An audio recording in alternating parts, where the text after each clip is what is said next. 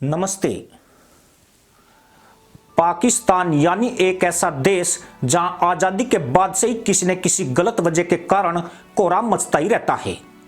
कभी लोकतांत्रिक तरीके से चुनी गई पाकिस्तान की सरकार को हटाकर वहां की सत्ता पर सेना कब्जा कर लेती है, तो कभी उसी के पाले हुए आतंकवादी उसकी नाक में दम कर देते हैं। कभी महंगाई की मारी जनता के बीच कोहराम मच जाता है, तो कभी खाने पीने के सामान की कमी के कारण बवाल खड़ा हो जाता है।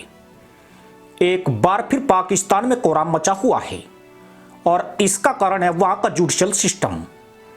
आइए जान लेते हैं चुनाव के बीच पाकिस्तानी जुडिशल सिस्टम में मचे इस कोहराम की वजह क्या है।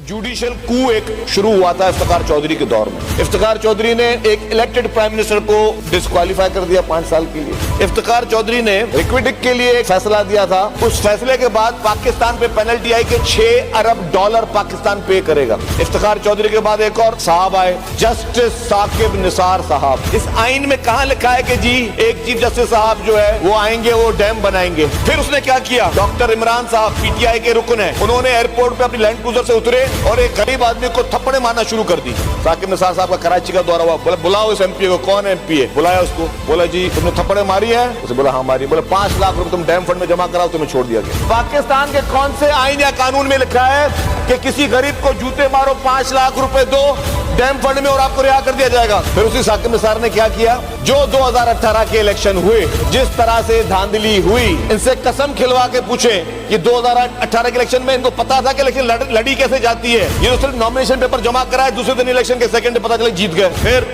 साकिब निसार की एक और मेहरबानी, इस मुल्क के सबसे बड़े बेईमान, इस मुल्क के सबसे बड़े चोर, घड़ी चोर, चंदा चोर, जो फॉरेन फंडिंग से भारत और इसराइल से जिसको पैसे मिले, ऐसे झूठे मक्कार शख्स को साकिब निसार ने सादिक और अमीन का टाइटल दे दिया। यही साकिब निसार थे, बोला एंटी इंक्रोचमेंट पूरे पाकिस्तान की गरीब आबादी को उड़ा दो, लेकिन इमरान खान का घर जो है उसको रेगुलराइज करना है। अब बताइए आइन और कानून में कहां लिखा है? फिर उसके बाद एक और चीता आया जी, जस्टिस गुलजार साहब। जस्टिस गुलजार ने ऐसे ऑर्डर्स दिए, सिर्फ पहुंच इनकी बड़ी नस्ला टावर पे, और बाकी जितने प्रोजेक्ट्स थे उनको फिर उन्होंने जो ऑर्डर दिए थे खुद कोर्ट में, ओपन कोर्ट में ऑर्डर दिए कि इसको तोड़ दो, एक भी नहीं टूटा। और पता चला कि नस्ला टावर के मालिकान से जस्टिस गुलजार की कुछ जाती रंजिशें थी, जाती कोई स्कोर उनको सेटल करते। इमरान खान न्याजी को का एक प्रोजेक्ट था बीआरटी केपीके का। पेशावर हाई कोर्ट के चीफ जस्टिस साहब वकार सेठी साहब ने कहा कि इसके खिलाफ नैब और एफआईए इंक्वायरी करे, इस प्रोजेक्ट में करप्शन हुई है। सुप्रीम कोर्ट में जस्टिस बंदियाल साहब उनकी बेंच थी, उन्होंने कहा कि इसको स्टे दे दिया जाए, इस पे इन्वेस्टिगेशन ही ना हो। इमरान खान की मर्जी पे अदालतों के शेड्यूल चल रहे हैं। और एक वाहिद चीज मैं बता दूं, इस मुल्क में अगर कोई सुप्रीम है, इस मुल्क में अगर कोई सबसे आला है, तो वो आईनी इदारे हैं, पार्लियामेंट है, वो असेंबलीज हैं, वो सेनेट है, बाकी कोई भी सुप्रीम नहीं। राजनीतिक और आर्थिक मुद्दे पर संकटों का सामना कर रहा पाकिस्तान दरअसल एक नए संकट से घिरता नजर आ रहा है। यह संकट खड़ा हुआ है पाकिस्तान के जुडिशल सिस्टम में, और कारण बना है एक एक कर 2 जजों का इस्तीफा। पाकिस्तान की सुप्रीम कोर्ट के 2 न्यायाधीशों ने सिर्फ 2 दिनों के भीतर अपने अपने पद से त्यागपत्र दे दिया है।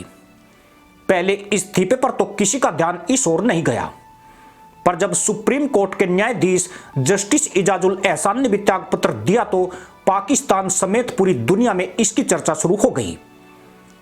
इन्हीं जस्टिस एहसान ने पूर्व पीएम नवाज शरीफ पर चुनाव लड़ने पर प्रतिबंध लगाया था, और अब जब नवाज शरीफ से प्रतिबंध हटा लिया गया है और वे मजबूत दावेदार है, तो यह इस्तीफा मायने रखता है। एहसान वरिष्ठ जज हैं और वे देश के अगले मुख्य न्यायाधीश होने वाले थे। जस्टिस एजाजुल एहसान के इस्तीफे देने से एक दिन पहले सुप्रीम कोर्ट के न्यायाधीश जस्टिस मजहर अली अकबर नकवी भी त्यागपत्र दे चुके थे। इससे दुनिया भर को लगा कि पाकिस्तान के जुडिशल सिस्टम में कहीं न कहीं कोई भूचाल आया हुआ है, और यह एक सच भी है। असल में पाकिस्तान के गठन के बाद से ही लगातार वहां की न्यायपालिका कटघरे में रही है। वह न्याय नहीं, कई बार अन्याय करती हुई भी दिखी है, कई बार राजनीति से टकराती हुई दिखी है। वास्तव में यह पूरा मामला पाकिस्तान के जुडिशल सिस्टम में भ्रष्टाचार और उसकी जांच से जुड़ा हुआ है। सबसे पहले इस्तीफा देने वाले जस्टिस मजहर अली अकबर नकवी के खिलाफ भ्रष्टाचार के आरोप लगाए गए थे। उनके खिलाफ जांच भी हो रही है। पाकिस्तान की जुडिशल काउंसिल में अपने खिलाफ प्रोसीडिंग के कारण जस्टिस मजहर अली अकबर नकवी ने पद छोड़ दिया। इसके बाद जस्टिस एजाजुल एहसान ने जुडिशियल काउंसिल में जस्टिस मजहर अली अकबर नकवी के खिलाफ दायर शिकायतों और काउंसिल की पूरी प्रोसीडिंग के तौर तरीकों पर आपत्ति जताई थी। 18 मार्च 1978 को लाहौर हाई कोर्ट के चीफ जस्टिस मुश्ताक हुसैन ने पीएम रहे जुल्फिकार अली भुट्टो को फांसी की सजा सुना दी। उस समय इसे जुडिशियल किलिंग कहा गया था। सजा सुनाने के तुरंत बाद जज 2 साल की छुट्टी पर देश से बाहर चले गई थी। साल 2017 में पाकिस्तानी पीएम रहे नवाज शरीफ को भी अदालत ने प्रधानमंत्री पद और चुनाव के लिए अयोग्य ठहरा दिया। उन पर भ्रष्टाचार के आरोप थे।